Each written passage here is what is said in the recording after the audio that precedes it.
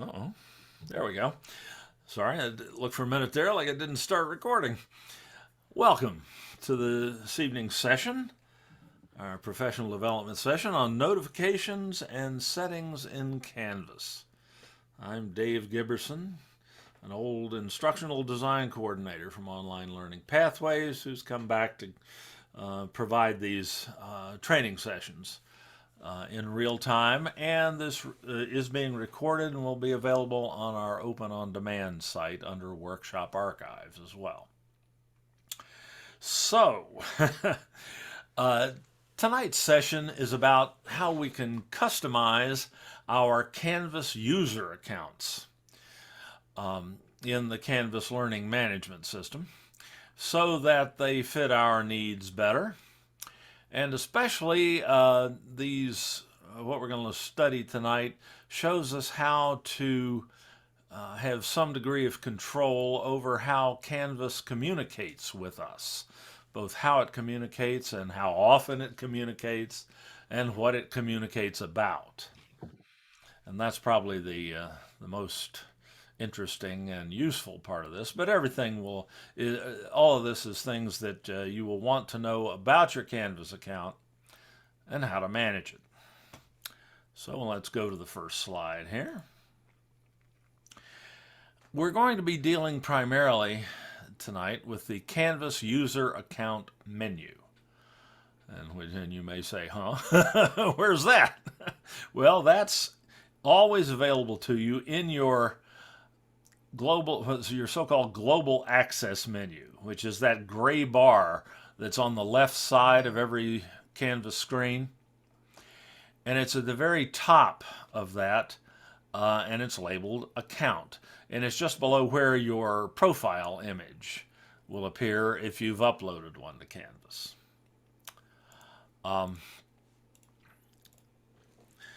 In this account menu, we're going to see sub options that will allow us to control Canvas's notifications to us, and this is the order in which they appear in that menu. Our Canvas profile, our Canvas file manager, which gives us access to the files that we have stored in all of our Canvas shells, all the ones we're enrolled in, through the account user account menu, as well as through the files menu in the courses themselves. It also gives us access to create and use Canvas e-portfolios. We'll talk more about those. Not a whole lot, because that's kind of a major topic that we'll cover later in another professional development session, but we'll talk about what they are and how they can be used. The user account menu also allows you to access any shared content, any content that's been shared with you by colleagues. And it's possible to do that in Canvas, to share assignments and quizzes and pages and things like that with colleagues so that they can use them as well through this shared content functionality. I'll show you how that works. It also gives you access to Badger, which is a badging solution. It's a new way to give credit for, like non-grade credit for various accomplishments in Canvas. And it's a good way to keep students motivated and so on. Sometimes they'll do anything for a merit badge more than they will for a grade. We'll see how you can use this menu to provide you with a QR code for login on a mobile device. Make that a little easier so you don't have to remember your password on a mobile device. And finally, we'll see how this menu will also give you access to global announcements, announcements sent by system administrators to the entire student body and faculty for very important reasons. We try not to overuse that for obvious reasons. But things like, oh, your new shells will be available today, things like that. There's one up there like that right now. So these are the things that are in this global account menu. So let's go through, and now we're going to go through them one at a time. We'll start with the account profile, since that's kind of logically the first thing you might want to deal with. The account profile contains your profile image, if you choose to upload one, and also gives you access to a biography and to particularly important web links that you might want to share with people. Let's see how you get to this in Canvas Live.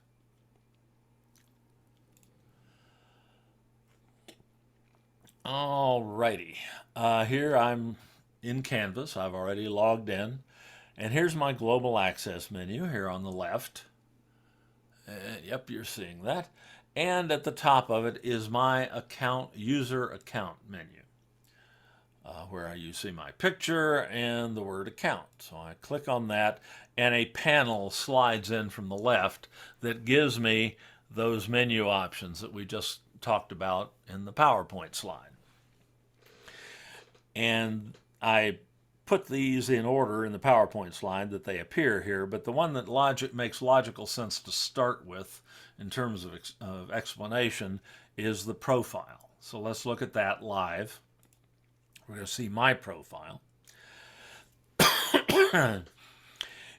This profile, elements of this profile can appear in a variety of places in Canvas, depending on what kind of access you give students to your course. For instance, if you supply them with access to the People tool in their course menu, they can see your profile, which is public within Canvas.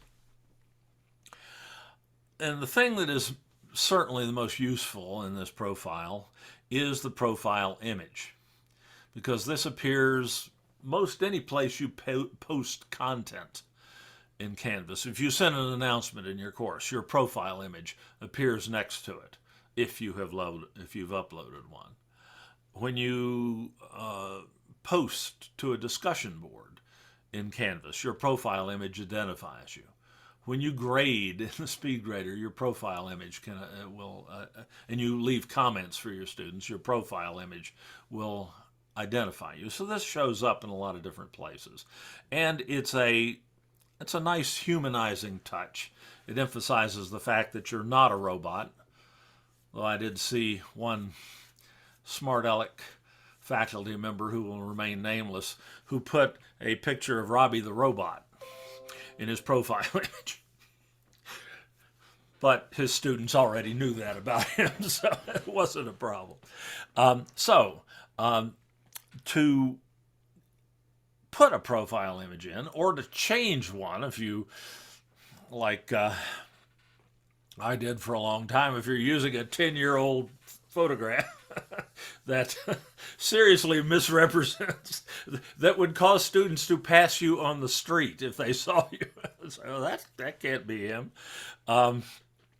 You can change your profile image at any time. You do that by going into the profile in the user account menu and just mousing over this circle here, which may contain your current profile image or may contain just a silhouette if you haven't uploaded an image. And when you mouse over this circle, you see a pencil pop up. And that pencil is, of course, a universal edit symbol. If you click on the edit symbol, it gives you this dialog box that allows you to add a new profile image. The most common option is to upload a photo that you already have on your hard drive or on a thumb drive that you have plugged into your computer. If that is highlighted, as it will be by default when you first go in, you can go down here to the bottom center below this graphic here and choose a picture. And that will open up a file manager window, the File Explorer on the PC or the Finder on the Mac. It will allow you to search for a picture on your hard drive.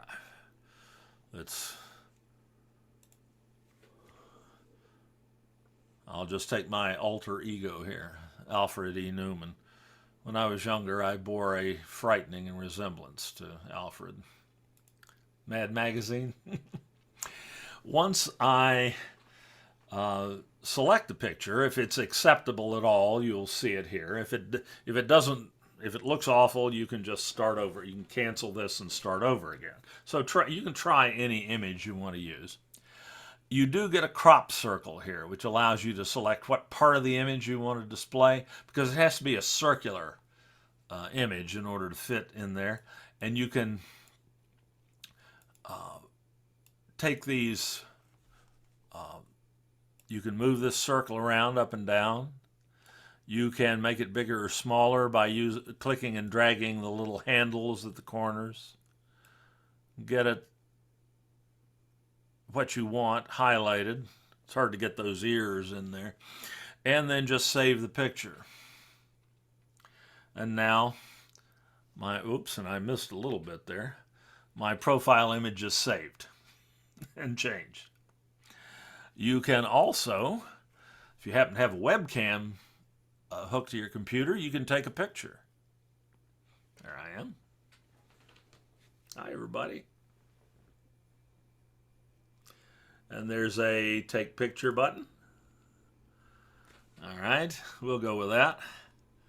I can save that. And now I've got that one up there. So you can have a lot of fun changing your profile image from day to day if you need extra entertainment. And your students will, oh, God, what's you going to look like today? But it is important to have this image in there because, particularly in an asynchronous online course where maybe you're not meeting with them on Zoom frequently or at all, this may be the only way they know what you look like. And that really matters to them. You wouldn't think it would, but it really does because it makes you seem much more like a human being to them. So it's a pretty important thing to have in Canvas, all out of proportion to what you'd think it'd be. The other two elements in the, and please feel free to speak up anytime if you got a question or a comment or anything. The other two elements in your profile are a brief biography and some web links that you might want to share. They're very important to you, like a personal website you could put a link to. But only you can edit these, obviously. And to edit them, you have this menu button in the upper right-hand corner of the profile page. If you click on that, you have the option to edit the profile.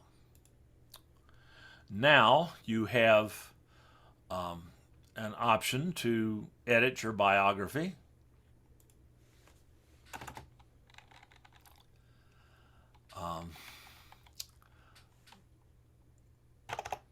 I like that just fine, so I'm going to leave it so, but you can just click into that box and edit it. You can also add links to this. I have put my on-demand tutorial site where we store all of our Canvas tutorials or locally produced Canvas tutorials and these recordings and so on in that site. And I can always add more links just by clicking that button there. So this is where I can edit the biography and the links. So that's, but again, the main feature of the profile page is the profile image. Alrighty.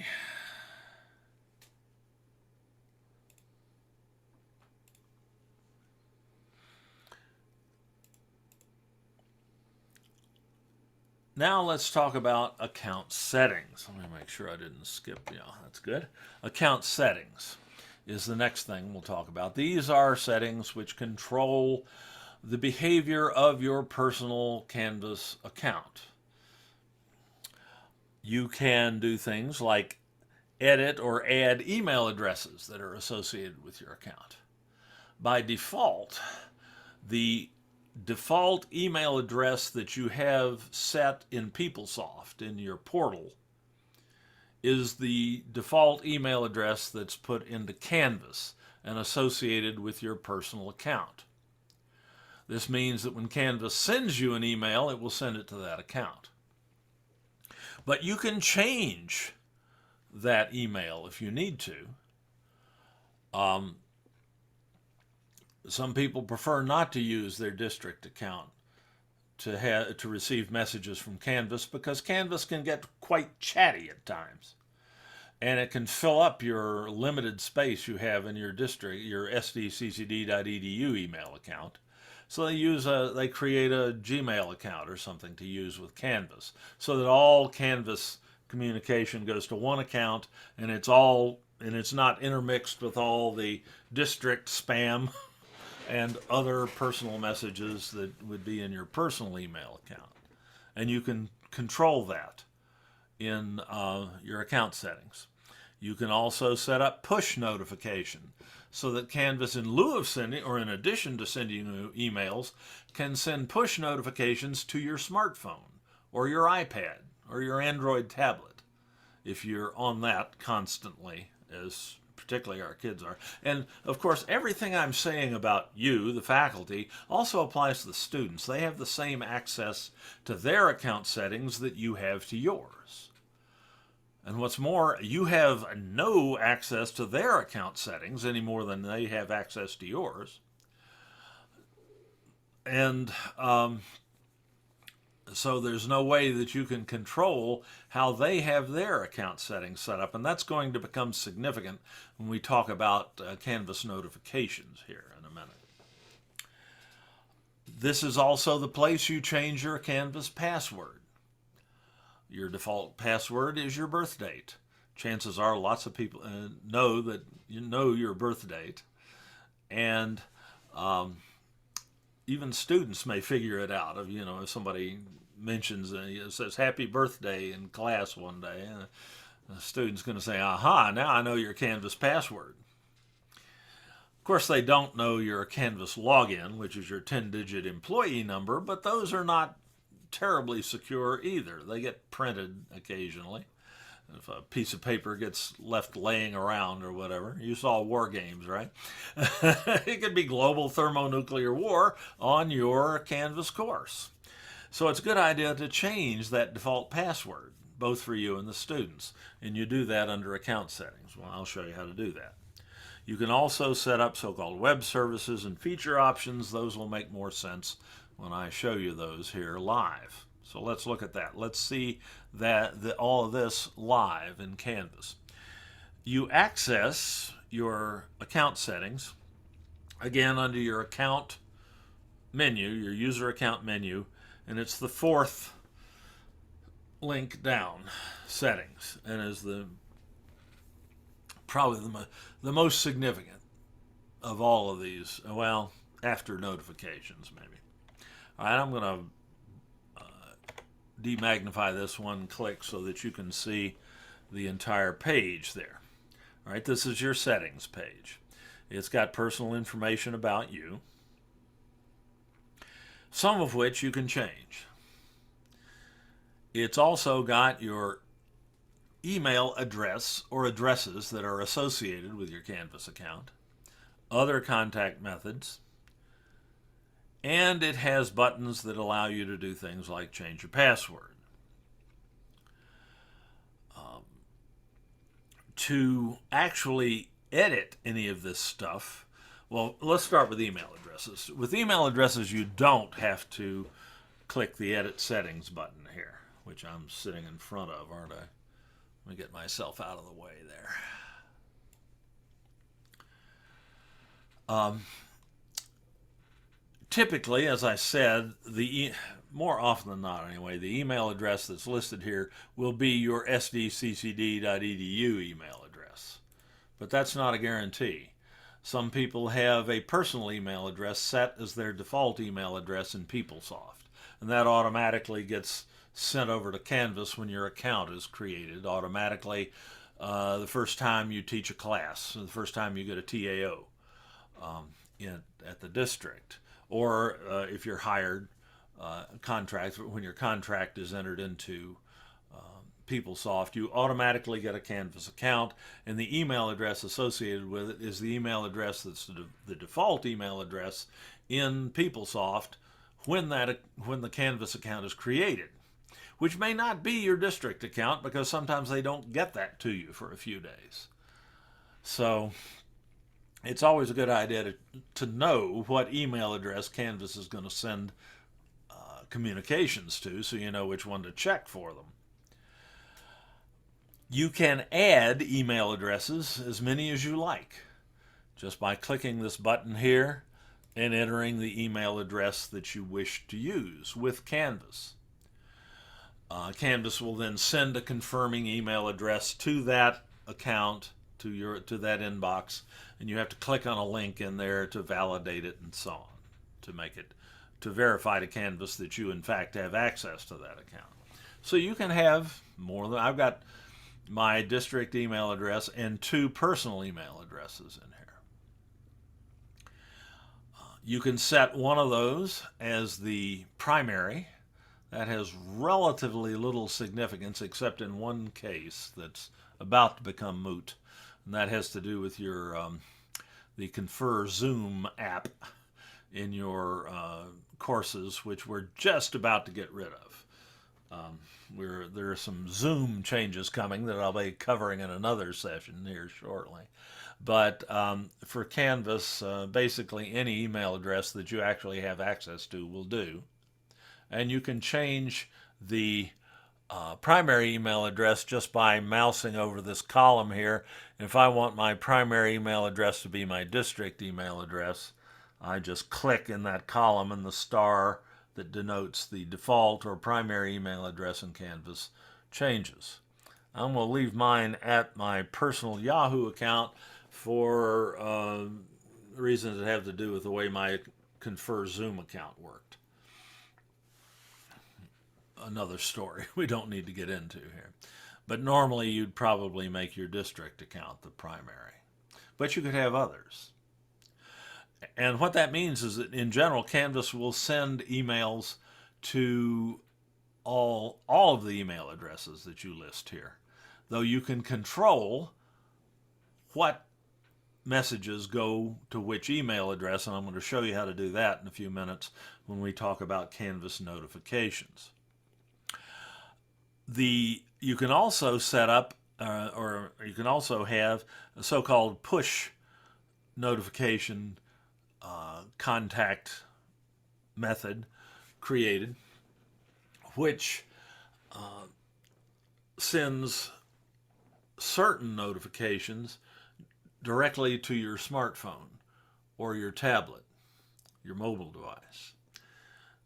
This you don't have to set up in Canvas. This appears automatically when you load and log into a Canvas mobile app on your mobile device, either the Canvas teacher app or the Canvas student app. If you load those apps on your smartphone, say, and log into them once, this contact method will automatically appear here. So you don't have to do anything to make that happen. All right, let's look at the other settings we can change here on this page. We can do that by clicking the Edit Settings button.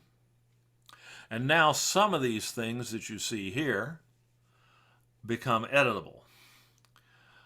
Notably, your default email, but you can change that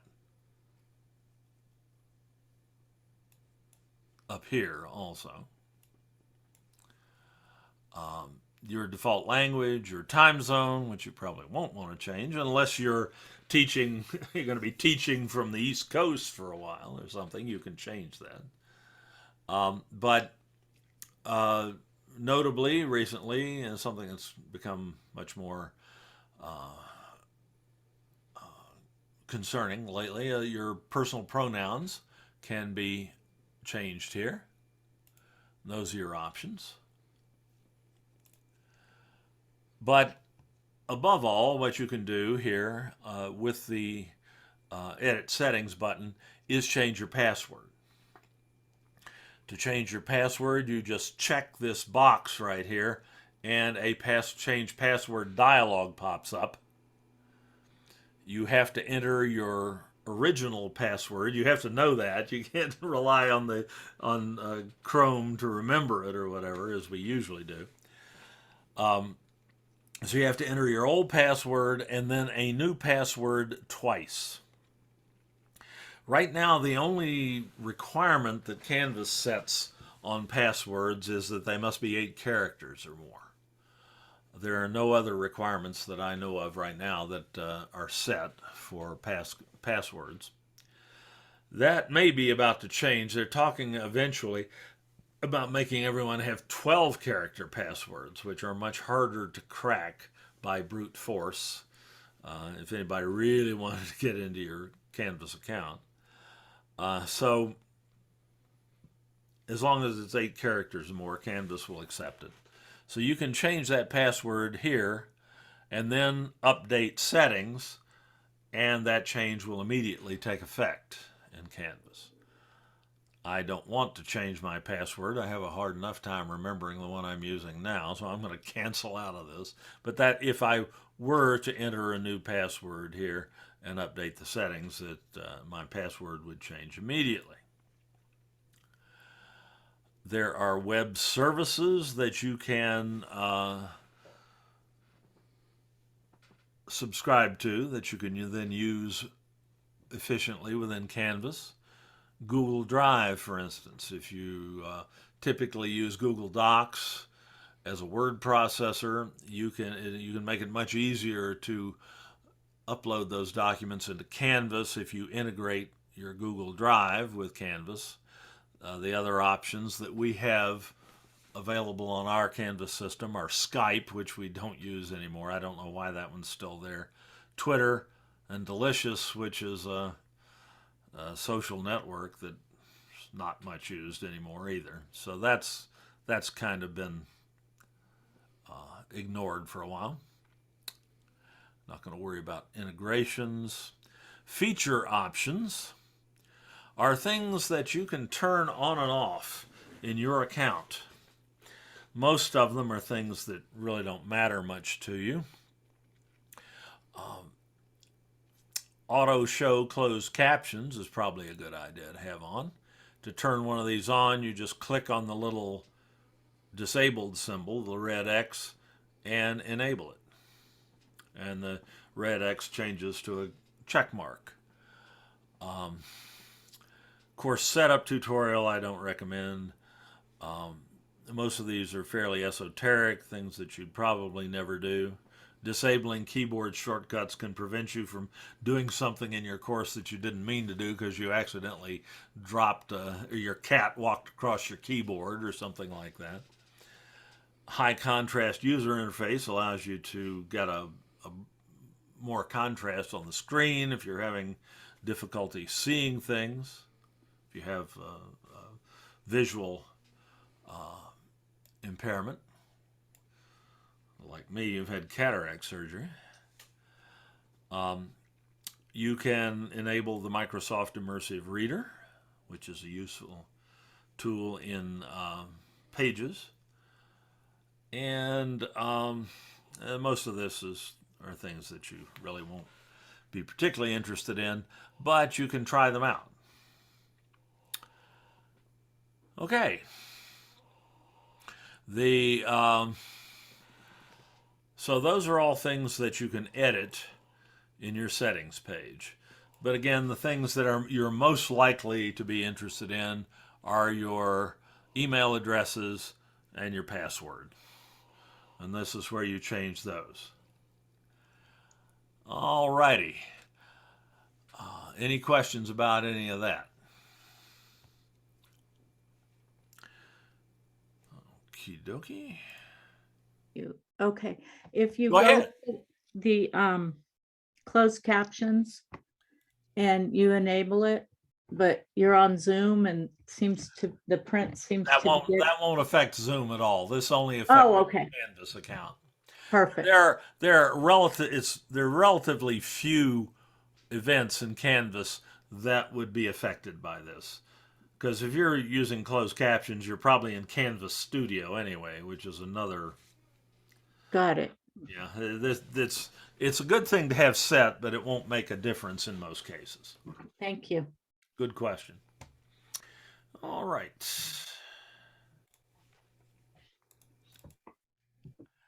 Notification settings is probably the most useful part of this presentation.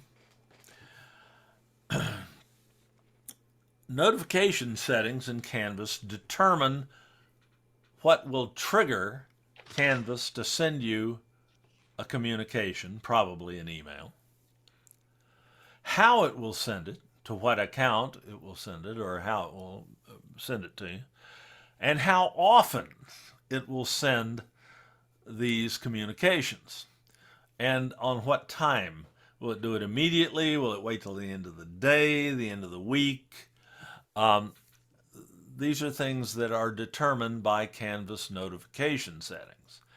And it's quite important to have those set the way you want to, especially if you don't want to be bombarded by messages from Canvas that you don't need. Because Canvas can fill your inbox if you're not careful. So how do we control these notification settings?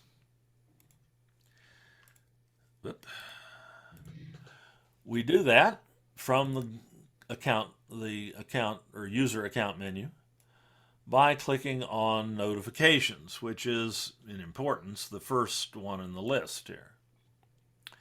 And this is what your notification settings page looks like. These course activities are things that might cause Canvas to send you a communication, a message. Each of these columns represents a communication, each of these vertical columns out to the right represents a communication channel through which Canvas might contact you. Most of those will be email addresses. You'll have a channel for each email address you have associated with your account in Canvas. In most cases, you'll just have one email column. Chances are, when you go and look at your notification settings, you'll just have one email column, and you may have this push notification column if you have loaded the Canvas Teacher app or the Canvas Student app on a smartphone or a tablet and logged into Canvas through it. Then this will automatically appear. So you can control what notifications get sent to each channel. And that's controlled by these little symbols within this matrix here, within this table. Let's first look at some of the things that might trigger a Canvas message to you. A due date. If an assignment due date changes, you can get notified. You know, that's not especially meaningful for an instructor, because if anybody changed the due date, you probably did it. So unless you're like me and you can't remember what you had for breakfast, you probably don't need a reminder that you changed the due date, but it might not hurt. If new course content is added, you can get a message. Canvas can notify you. If an announcement is posted in the course, Canvas can notify you. Again, if you posted the announcement, you probably shouldn't need that, but it's in case you forgot. And if you're a student, of course, that's very useful, because you can be notified of an announcement posted in the course without logging into the course. So you may want to turn that on. A point I need to make at this point is that each user controls their own notification settings, whether they are a faculty member or a student. They control their own user account notification settings, and we can't control them for them. We can encourage them to set certain things on so that it makes it easier for us to communicate with them and more efficiently, but we can't enforce it. I can't enforce it as a system administrator. So some especially critical ones here are the announcement that I just mentioned, and the conversation messages. Those are the inbox messages, Canvas messages that you send to them or they send to you. It'd be nice to know if you get one of those before you log into Canvas and maybe check your Canvas inbox. Be nice to have Canvas tell you by sending you an email or perhaps a push notification that you have received a new Canvas message, because it might be important, as might the announcement. So those are probably some of the most critical ones. You get to determine whether Canvas notifies you about any of these events and how promptly. Let's say you want to determine how to be notified about a new announcement in the course if you're a student.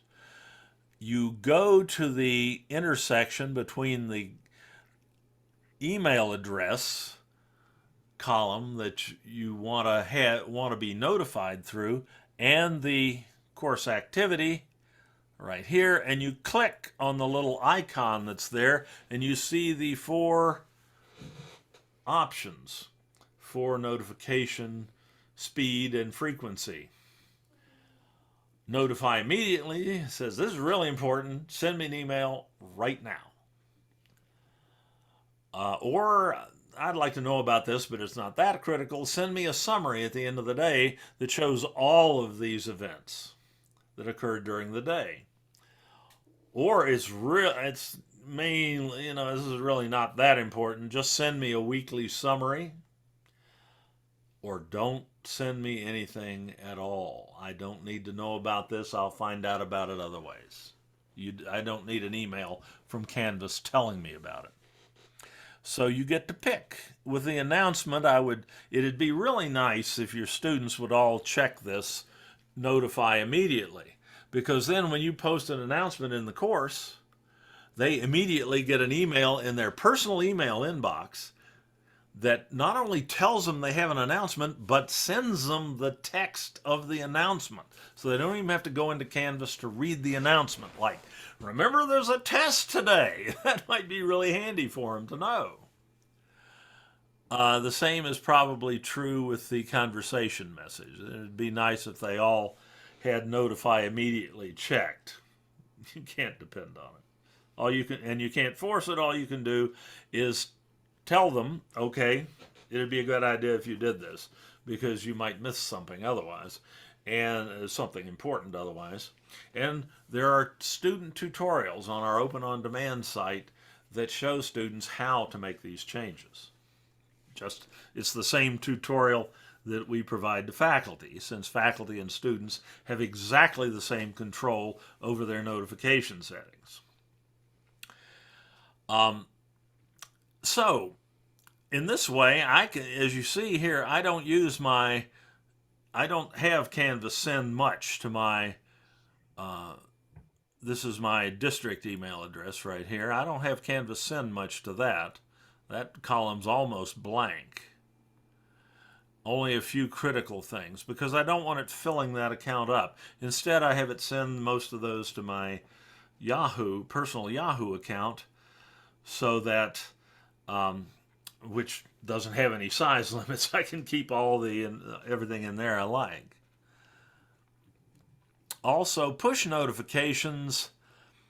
Not everything can be sent to push notifications, but those things that can are typically quite important.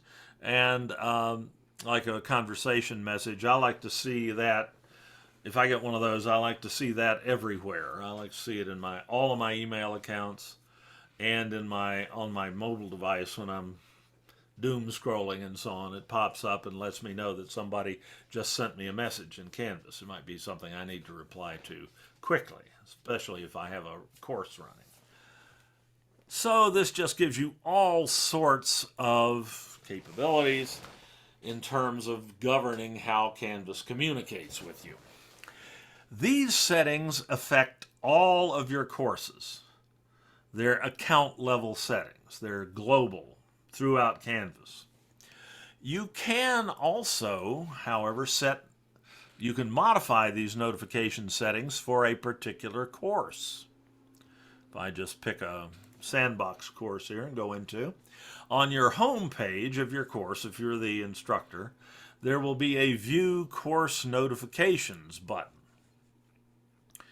And that gives you the same display we just looked at, except that any changes you make, and this, by default, this is your account, these are your account notification settings. It starts off that way. But any changes you make here will affect only this course. Only notifications coming from this course. So I could, for instance, change the due date changes here to notify immediately, and that will only affect this particular course.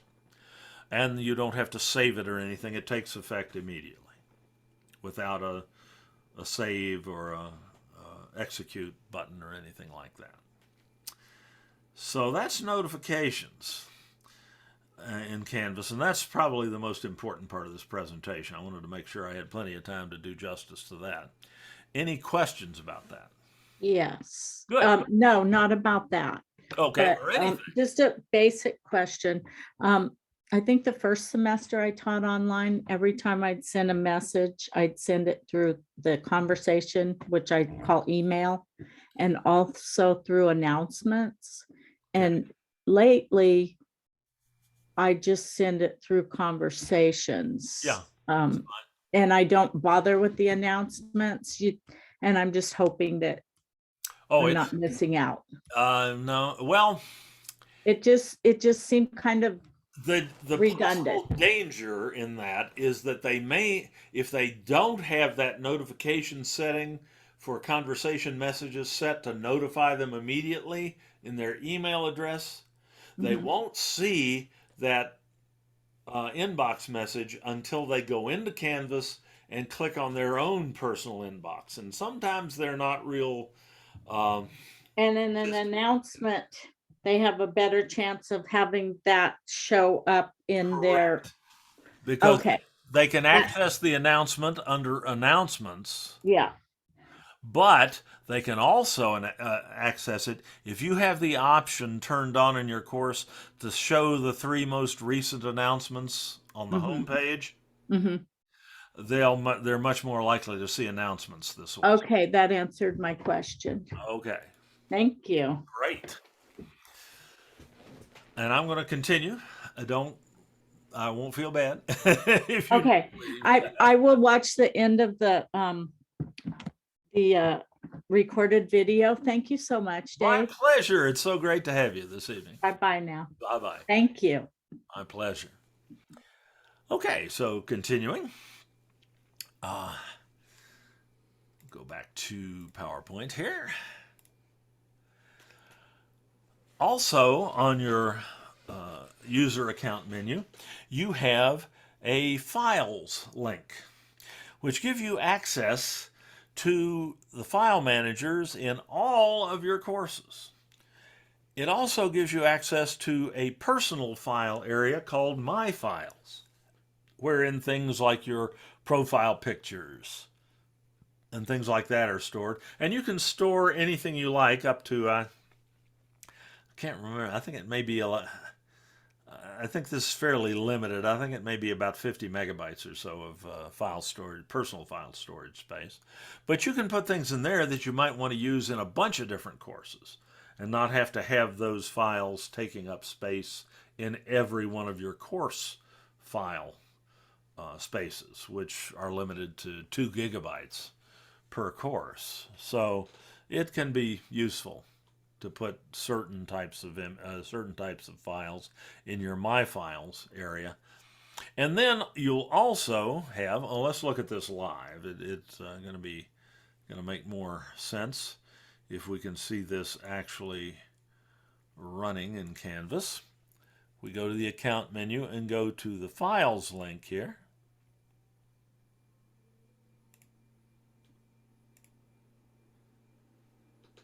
He said, yoo-hoo, Canvas, there it goes. Here is My Files. I have some profile pictures and there's some profile pictures there. I open that folder. There it goes. There's my current profile picture if I want to see what I've got set. But also, this gives me access to all of my courses, the file managers in all of my courses. If I want to see what files I have in this course, I just click on it And there's nothing there. I don't have any files stored in that one. Let's see about this one. Here's some files that are associated with that particular course. I can manage those files from here. I can view them. I can download them if I've lost them, if this is the only place I have them left. I can rename them. I can move them to another course. I can delete them. So this is convenient at times. You can also do this from within a course, but if you're accessing a bunch of different courses, it might be a little bit more convenient here. Remember that your students can do this too. Unless you hide the files link in your course menu in a course, then that course won't show up for a student here in this list. But by and large, students have pretty much the same capabilities as you vis-a-vis file management, except that they can't change the published status of a file. And if you unpublish a file, they can't see it.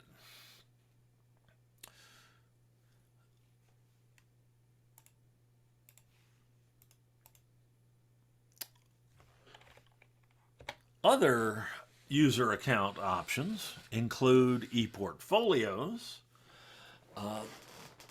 This is not something I want to spend a lot of time on tonight because it's a much too big a topic to handle in just a minute or two.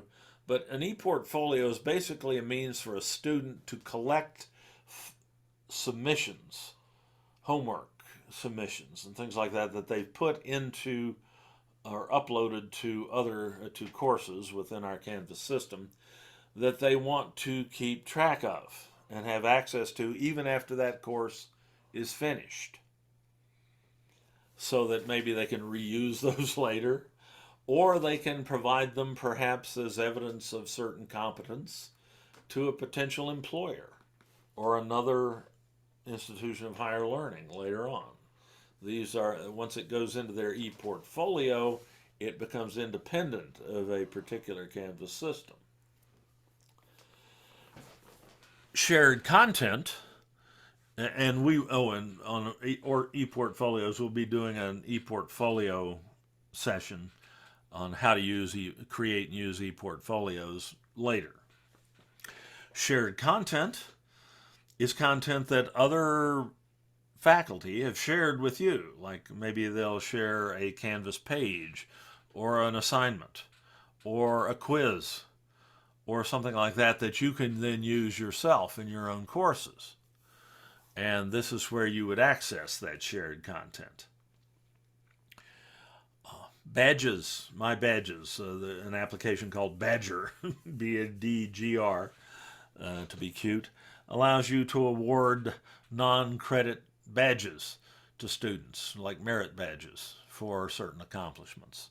That's a topic outside the scope of this session as well.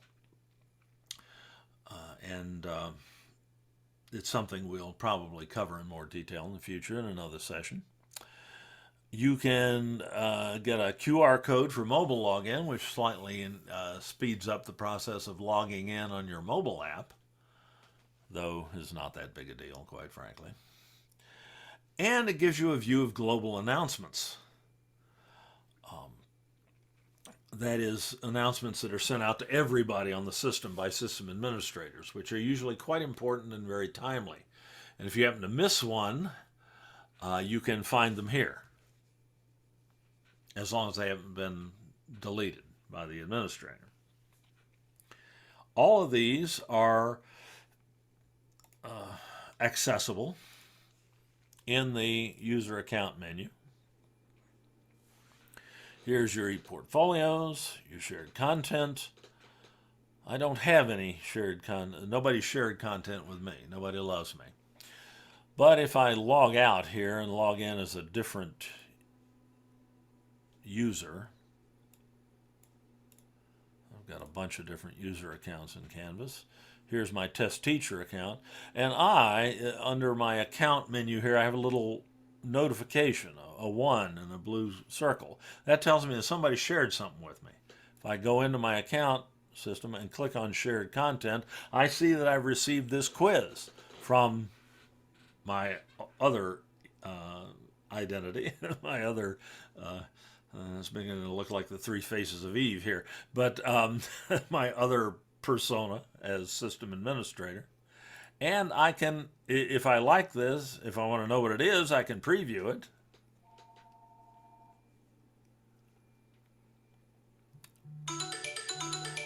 Sorry about that.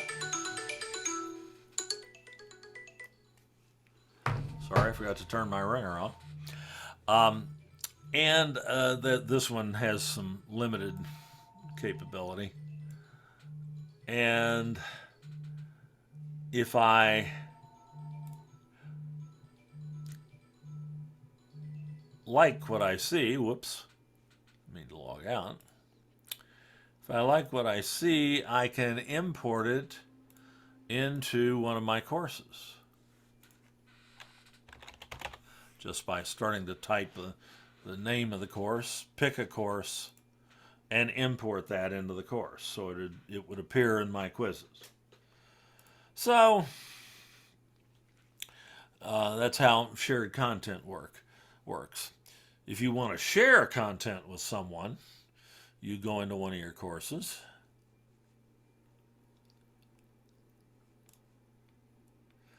pull up an assignment, a page, a quiz, a discussion topic, and let's say assignments are quite common things that are shared. You can pick an assignment. You can click on the context menu associated with that assignment, and you can send it to anyone. You'd send it to me.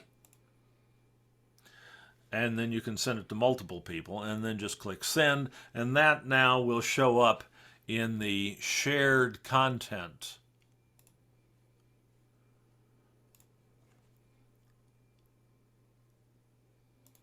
section under the user account menu. This is how you access your shared content. I'm not going to even try to show your Badger in 2 minutes. The QR code for mobile login is pretty minimal. You get a QR code which you can then take a picture of, or you can use your camera on your smartphone or your tablet to allow that. And if you have loaded the Canvas Student or Canvas Teacher app on the smartphone or the tablet, it will log you right into your Canvas account without you having to remember your password. The password's encoded in this. Assuming you're logged into Canvas, you wouldn't be accessing your account menu if you weren't. And finally, global announcements.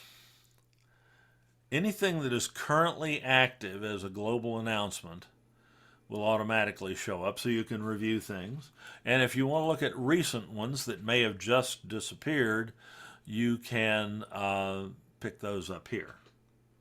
So this is a way to review global announcements that you might have missed when you logged in. Normally those will pop up for you when you first log in to Canvas. They'll be displayed above your dashboard like this. But that account menu option allows you to access them from there as well. So that's an overview of your user account menus. Hi, Carlin. Hi, Dave. I can barely hear you. Oh, I'm sorry. I think, yeah, I'm broadcasting. I know. I Coming out. didn't see the time for your broadcast until after it started opening up, and then it said 6 to 7, and it's now 7. So you are done. Well, but I'm here to answer any questions you have. If there's anything you'd like to know about this, I'm perfectly happy to stay. Don't worry about that. I like your notices about the new confer thing. Oh, yeah. one of the questions I have is when I go in Zoom, I have a Zoom account. And right now my name shows up and other times my picture shows up and I don't know what the difference is. Oh, when you're in a meeting? Yeah, Yeah. Okay. Yeah, that's a little tricky in Zoom, and that's probably one of the more confusing things about Zoom. Actually, is to like right now, you've got your camera turned off. I'm just seeing your name. I never turn my camera on. That's fine, Yeah, but I'm not seeing any profile image that you might have uploaded. I know. Yeah. And Now, other times it's there. in other times it's there. There's a way to ensure that it will show up. The problem is that there's two places you can log Well, let in. me tell what I know. I have found that if I go into quote unquote Zoom Right. and I wait for the log in to come up Uh-huh. rather than jumping in to just join a meeting, and then I log in, then my picture will show up. Right. But if Yeah, I it just depends. join in as soon as that screen comes up, like tonight, I just clicked on your link. I was never given that option of signing in. Yeah, and the keywords there are sign in. Okay, Okay, there are two places you can sign into Zoom, which seems like a really bad idea, but that's yeah, the way it is. Okay, we have to live with reality as it is, not as how it should be. right, That's the truth. Okay, one place you can log into Zoom is at the Zoom website. right, It's zoom.us. yeah. And you go in there, and you're familiar with this, right? If you're not logged in, as I am here, Well, that's that previous screen yeah. where it says to sign in. It doesn't always offer you that. Well, no, if it says my account, you're already logged in. No, I don't get either one. But Sometimes just the join or host or something like that. well, on the website, you should, if you're not logged in already on the website, you should see this sign in button, which is just to the left of this Right, advertisement button here. This should always be there. it's not. The only reason I can think it might not be is if you've got your screen zoomed too much. Let me try. No, No, sometimes yeah, I click there. See, it just says Yeah. join and host. right. Yeah. What I was doing there is I was using Control Plus to magnify my screen.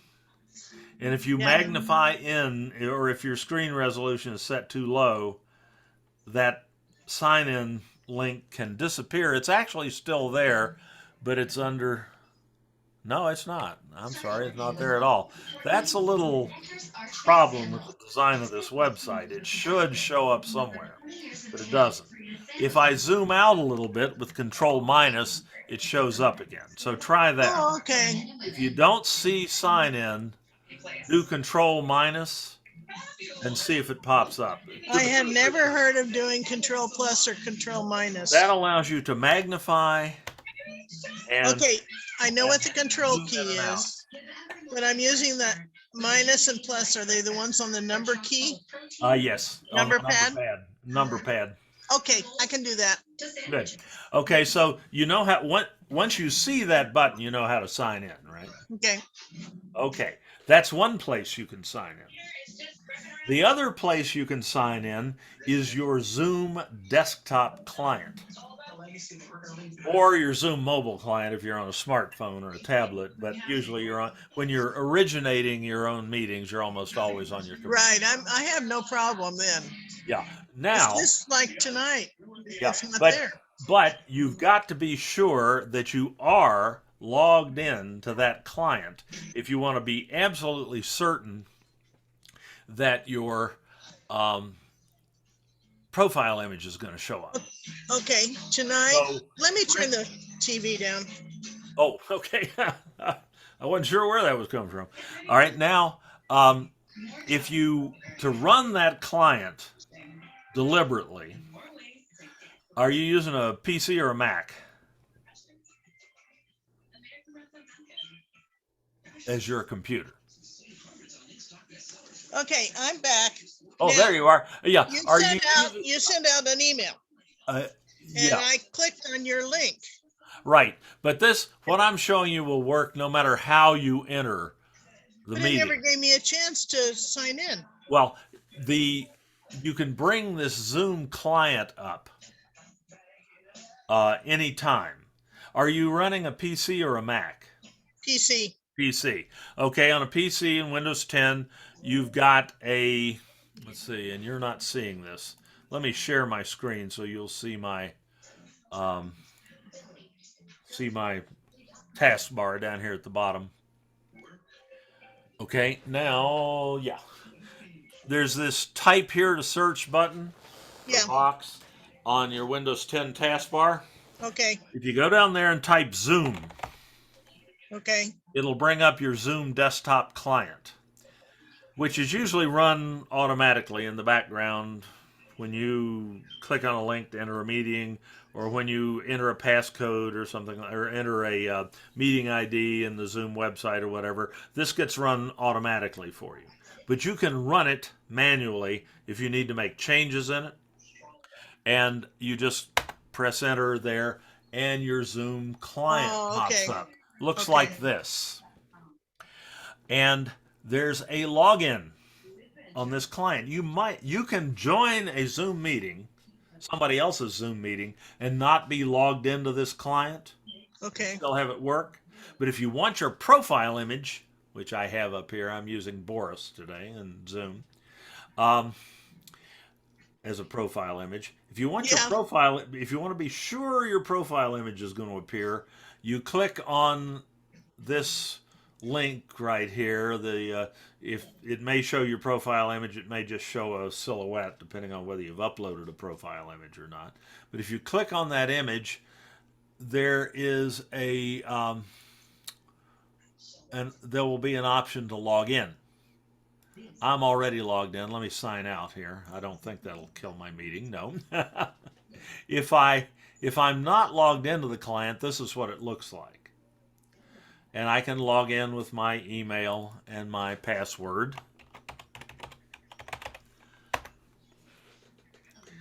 And then the client will look like this. And presumably I didn't just trash my recording. I'll see. You're not supposed to do this during the middle of a meeting, but I think well, I yeah, but we're unofficial. We don't Yeah, that's need to be recorded. right. No, what I It's mean just is you and me. I might have interrupted my recording, but it doesn't Yeah, appear so. All right, so I'm good. So once you're logged into this and logged in on the website, both at the same time, and you can do both of those before you enter a meeting. I tend to stay logged in to my um, to the website and to my client at all times that I have my computer turned on, so that when I turn my video off, you see my profile image, yeah. which, like I say, today is Boris Badenov. He was always my hero on there. He wasn't quite as smart as Rocky. He was a lot smarter than Bullwinkle. And so I always identified with Boris. Maybe not so much now. Perhaps that's not as much of a joke as it was before February 24th, but whatever. I can start my video again, I I think. think I've got one with Baby Yoda and a There tablet. you I'll have to send to you. Yeah. So if you're logged in to both the client and the website, no matter how you enter the meeting, your profile image will appear when you turn your video off. And that's the secret. Just be sure that you're logged into both the website and the desktop client, because Okay, they're not necessarily, they don't connect until you enter a meeting. So since it's just you and me, are you willing to wait 5 minutes while I go out and come back in through the email? absolutely. Okay, so now I have to Take your leave the time. meeting. Leave.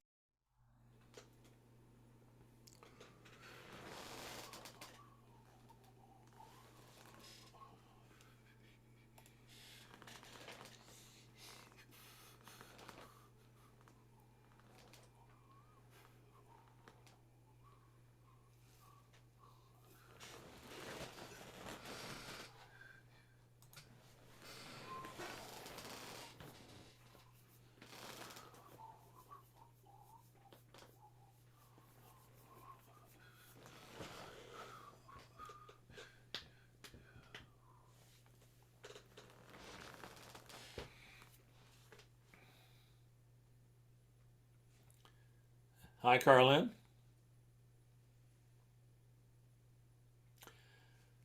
I see you there. I don't hear you yet.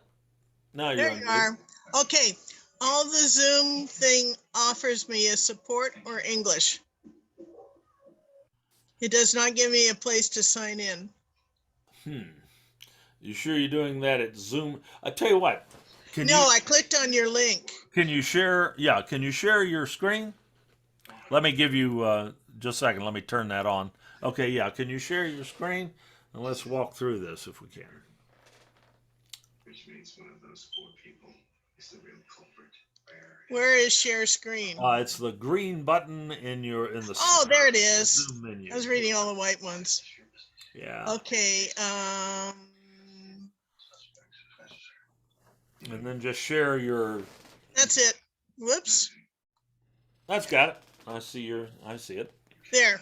What I did was I clicked on the link in your email. Okay, now let's check a couple of things. First off, let's go to the Zoom website and see if Oh, I didn't do that. I did not go to the Zoom website. That's the key. Well, that's one of the keys. So how about loading or adding a new tab there to your browser on the plus button on the far right on the You mean just up here, a new tab? Yeah, I can do that. yeah, just add a So new what you're tab. saying is before I clicked on your link Yes, in your email, I should have gone into Zoom and signed in. exactly. Both Okay. places. All right, so let me go back out. So that's okay. I'm getting there. Now Oh, you're I'm adding still a new on tab. screen sharing, aren't I? Yeah, that's good. I'll be able Okay. to see what you're doing. And just go to zoom.us.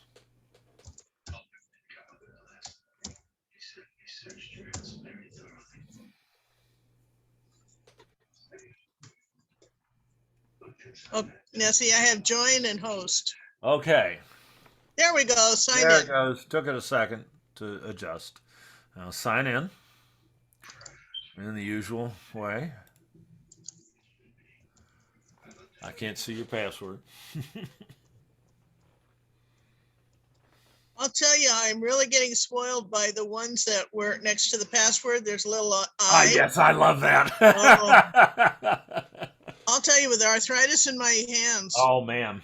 I am really getting bad. All right, now you are signed in. And I see your profile picture up there. Okay, now Oh, one I of the see it things up you there. gotta do, Okay. go to your Zoom desktop client and make sure you're logged in there. Click your easiest way to bring that up is to click in the search box on your taskbar down at the bottom of the screen. I don't have one at the bottom of my screen. It's up at the top. But anyway, Oh, it okay, says yeah, Zoom. you can do that. Yeah, it says Zoom meeting. Well, Just type I'm Zoom. gonna find out from the email. Let me go to the email and see if I click on your link, if it comes back. Okay, we can try that. Because that's the one that It is may, easier to remember. like I say, both of those have to happen in open Zoom meetings. Good.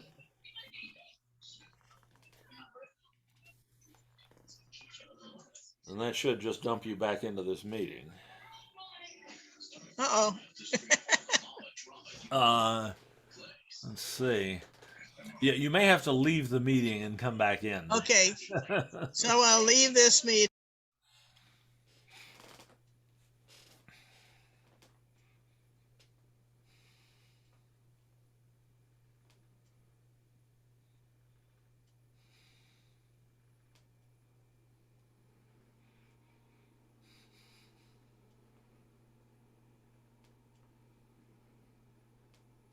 Bingo!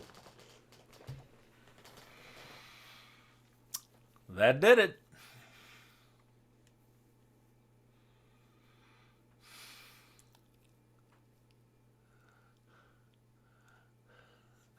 I'm now seeing your tiny trotter. A miniature horse, one of them. Oh, with a sulky. It's Yeah, it's a miniature horse. What a And cutie. that one's only 31 inches tall at his back. Oh, wow. I rescued him 2 years ago. Oh, gosh. And he's the youngest. He's about 8 years old. Mm. And I have some others, one of which is 35 years old now. Oh, Okay, that's so amazing. that was how I needed That to was do it. That was All right. it. I'm seeing it fine. But I have to go in and sign in each time first. Exactly. Sign It in the doesn't keep me website signed in. before you go into your meeting, however you Okay. access the meeting. All right. Um, I had an experience. I have to tell you, I had an experience like I've never had on a trip I was on last week. We were driving in Colorado, out in the boondocks Yeah. on 550, and we came around a corner and there was a car stopped in the middle of the road. What the hell's going on? And a herd of wild horses Oh. going across the road.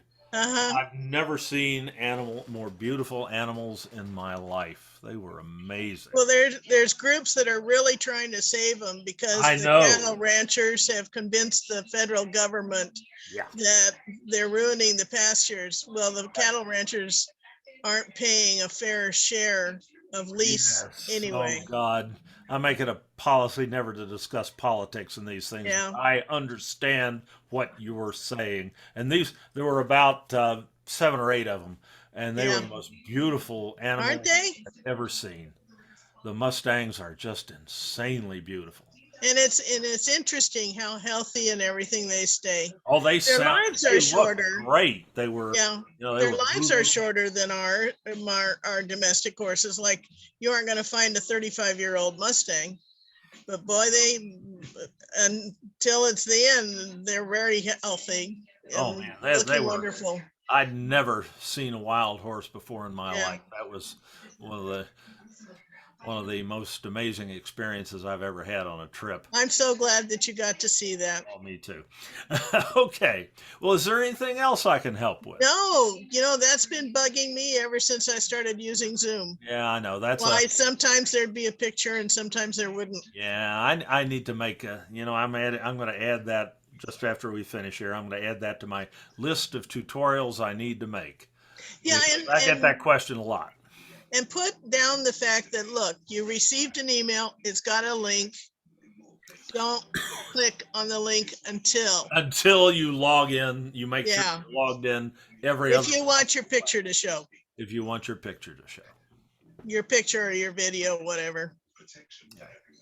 So thank you very much, Dave. My pleasure. It's great to talk to you. Good to talk to you. Now where do you live now? Northern Idaho. Oh, okay. Where it was looking, let's see, this is what it looked like 2 weeks ago. Let me find it here. There is no perfect, only practice. Nope, that wasn't it. This is what it looked like on April 17th. With all the snow? Yeah. Oh, we've been seeing posts from some of the ranchers with the horses and the cattle. And it's funny because I have a niece that's in Ellendale, North Dakota, but that's on the east side. She said, no, it hit all the western ones. Yeah, we were, when we were driving through Montana, Wyoming, Colorado, New Mexico, back and forth, we dodged 2 winter storms. Not to mention a bunch of fires in northern New Mexico. Oh, yeah. And got nailed by a dust storm. I'd never been through a dust storm before. Oh. Sandstorm. Yeah. It looked like the last remake of The Mummy. I expected to see the Mummy staggering out of the whiteout. But you know what surprised me about the dust storms is I had seen some of the pictures of the ones that occur over in the Middle East, where it's a huge, like, storm front. Yeah. But it's all dirt and sand and everything. I didn't realize they get them in Arizona and New Mexico. Yeah, I did not know New Mexico. That's where we got into them, and it was truly frightening. I'll bet.